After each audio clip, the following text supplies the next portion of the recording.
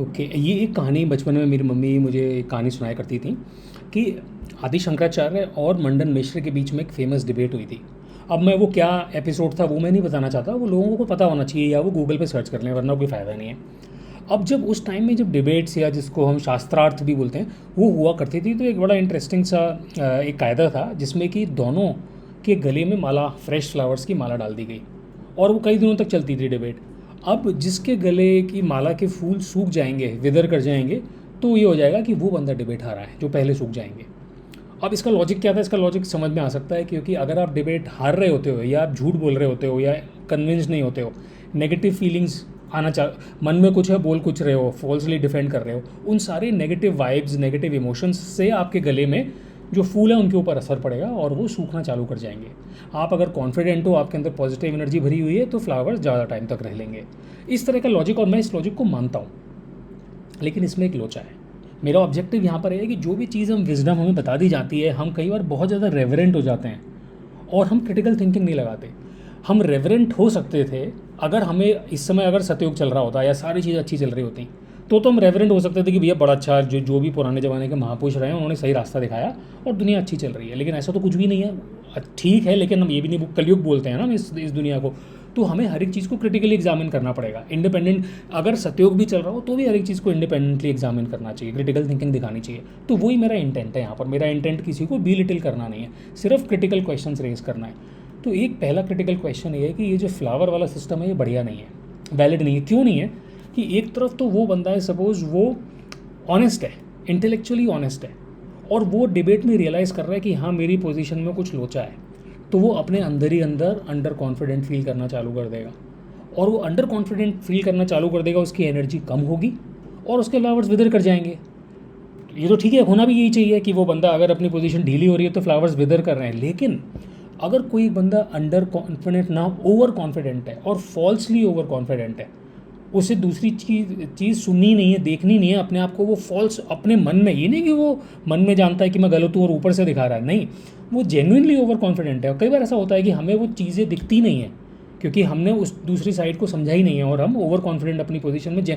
मैं तो कई बार ऐसा हुआ हूँ, हज़ारों लोग होते होंगे कई बार कि अपनी पोजीशन में genuinely they are over confident. तो वो बंदे के चेहरे पे तो अलग ही तेज होगा, उसे तो पूरी कन्विक्शन होगा अपनी पोजीशन के ऊपर, उसके अंदर कोई नेगेटिव एनर्जी नहीं होगी क्योंकि उसे मालूम है कि पूरा मैं जो सोच रहा हूँ सही सोच रहा हूँ, क्योंकि उसने दूसरी साइड देखी ही नहीं है, या जो भी रीज़न रहा वो अपनी पोजीशन में कन्विंस है।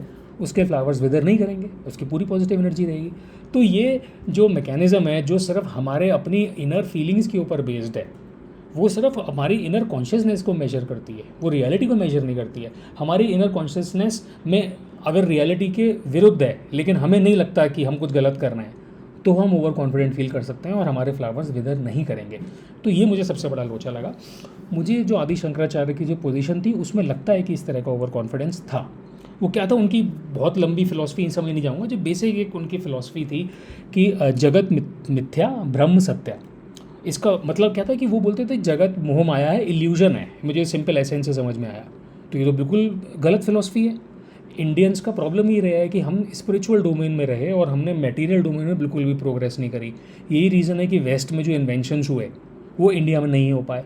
इंडिया ने स्पिरिचुअल डोमेन में, और जैसे योगा और स्पिरिचुअलिज्म और इवन बॉडी के डोमेन में, क्योंकि अपनी बॉडी इंपॉर्टेंट है, इवन स्पिरिचुअल मेडिटेशन के लिए बॉडी की हेल्थ इंपॉर्टेंट है, तो उन्होंने आयुर्वेदा में काम कर लिया। लेकिन जो बाहरी दुनिया है, जो मटीरियल दुनिया है, हमारी बॉडी के बाहर की दुनिया, उसमें कुछ भी नहीं कर पाए। इसी सब फिलॉसफी के, रॉन्ग फिलॉसफी का शिकार होकर के कि सब मोह माया है, सब इल्यूजन है, जबकि हमारे सामने की जो मटेरियल दुनिया है उसको टोटली रिजेक्ट किया। तो एक अधूरी स्पिरिचुअल, सिर्फ स्पिरिचुअल साइड की पोजीशन में कैद होकर के एक बंदा ओवर कॉन्फिडेंट हो गया, उसकी माला कभी भी, उसके फूल नहीं मुरझाएंगे। उसने हज़ारों किताबें पढ़ ली क्योंकि वो बहुत बड़े स्कॉलर थे और वो पता नहीं 12 साल की उम्र में, 15 साल की उम्र में कितना कुछ पढ़ चुके थे। और उनका मॉडस ऑपरेंडी क्या था कि उनको लोगों को हराना है। वो बेसिकली डिबेट करते थे, बचपन से हर एक चीज़ पर डिबेट करते थे। ये मैं नहीं कह रहा हूँ, ये श्री नहीं, सदगुरु ने बोला है, ओशो ने बोला है, सबने, कई लोगों ने बोला है। वो डिबेट बहुत करते थे।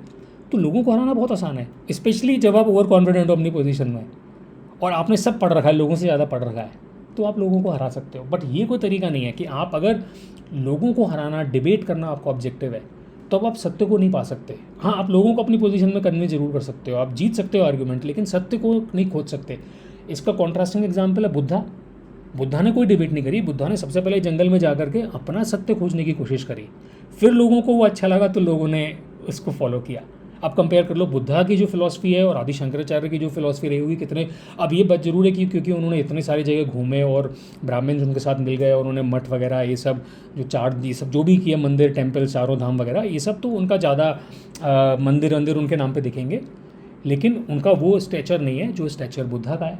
तो बस मैं काफ़ी लंबा मैसेज हो जाएगा। मेरा पॉइंट सिर्फ यही है कि मैंने कुछ क्रिटिकल पॉइंट्स रेस किए, मुझे डिबेट की मैकेनिज्म नहीं समझ में आई जो फ्लावर्स को यूज़ करके होती है, मुझे उनकी पोजीशन नहीं समझ में आई कि जगत मिथ्या है, जगत इल्यूजन है, मुझे उसका मॉडस ऑपरेंडी नहीं समझ में आया कि डिबेट करके ये तो वो वाला मॉडस ऑपरेंडी हो गया कि अश्वमेध यज्ञ होता था, जो एम्परर या इवेंजलिस्ट होता है कि हमें लोगों को हराना है। Evangelism is also fine, but हम लोगों को डिबेट करके हराना है, एक चक्रवर्ती सम्राट बनना है in the domain of ideas. ये मेथडोलॉजी मुझे समझ में आई, ये मैं सवालिया चिन्ह उठा रहा हूँ। इसका मतलब ये नहीं कि मैंने अपना जजमेंट क्लोज कर दिया आदि शंकराचार्य के ऊपर, मेरा ये अभी तक का हाइपोथेसिस है जो मैंने थोड़ी बहुत रिसर्च करी, डिस्कशन किया, उससे निकला। कल को अगर मुझे उल्टा एविडेंस मिलता है तो मैं अपनी पोजीशन को रिफाइन करूँगा with due respect to each and every one. जिन भी लोगों के बहुत बड़े बड़े नाम हैं तो मेरा कोई भी डिसरिस्पेक्ट नहीं है, एक छोटा सा मैं I am just nobody in front of all these names, so I am just trying to understand things critically, that is the intent. Thank you.